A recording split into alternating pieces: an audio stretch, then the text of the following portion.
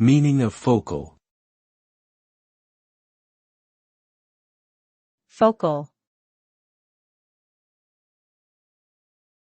Focal. Focal. Focal.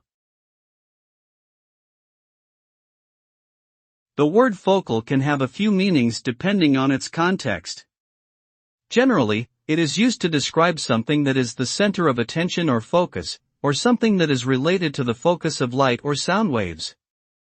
For example, in photography, the focal point is where the image is sharpest and clearest.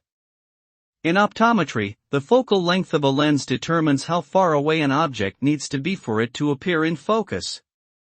Overall, the term focal is typically used to refer to the central or most important aspect of something.